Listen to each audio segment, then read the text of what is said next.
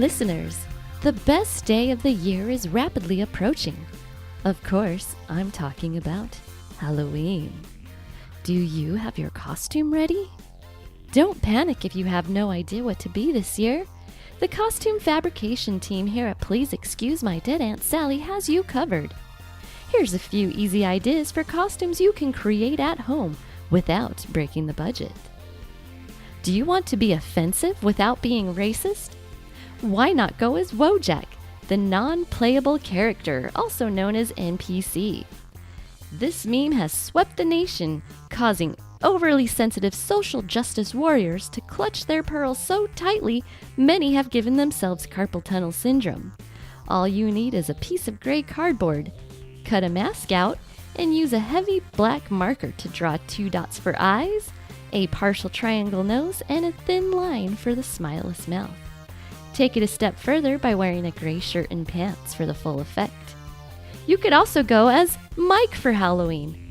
Grab yourself a pair of glasses and quickly develop a sharp, dry sense of humor and you're good to go. But don't go as me. You can't pull that off.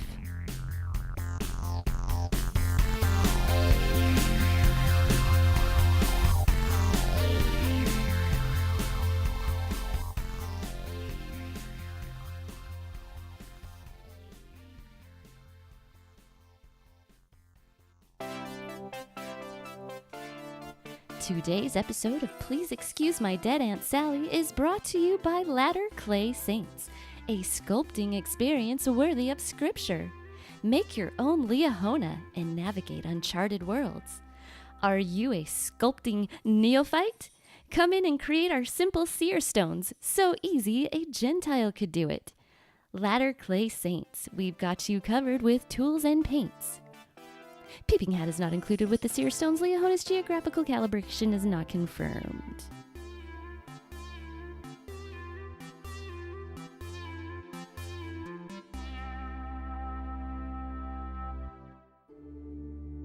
There are only 2 more Mondays left until Halloween, so the end of our 7 Deadly Films countdown is nearly upon us.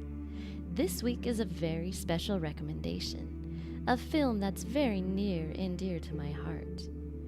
1963 brought us The Haunting. Based on the terrifying novel The Haunting of Hill House by Shirley Jackson, The Haunting is one of my favorite scary movies of all time. Much like Burnt Offerings, The Haunting was rented for me by my parents, who were constantly trying to find scary movies for me to watch because I begged for them all of the time. The Haunting was rented because it was not rated R, so my parents knew it was something that a child could watch. This film is very scary though. It's so well done, but the strange thing is I've had many friends tell me they find it dull. I believe it's just a bit too cerebral for some people, because for me, the movie grabs me from the beginning and doesn't loosen its grip until the last chilling line is spoken. The house they use for the filming is perfect. The script is nearly flawless and the acting is first rate. Check this out, but only if you can handle scares that are both paranormal and psychological, and a film that begins as a slow burn and ends in scorching flames. For more scary movie recommendations and reviews, may I recommend you check out They Mostly Podcast at Night with Chaos and Carnage. And right now is a perfect time to tune in to their podcast as they're in the middle of their Halloween-a-Palooza extravaganza, where they're taking on the very ambitious project of reviewing and watching every single Halloween film ever made.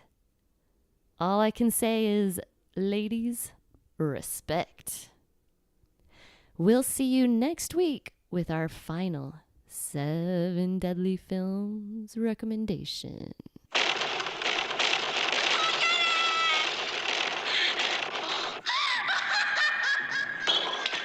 God, it knows I'm here.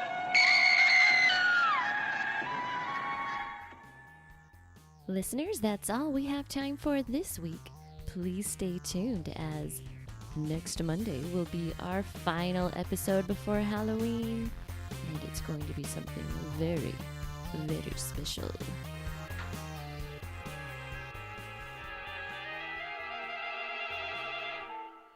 waiting for me. Evil, patient, waiting.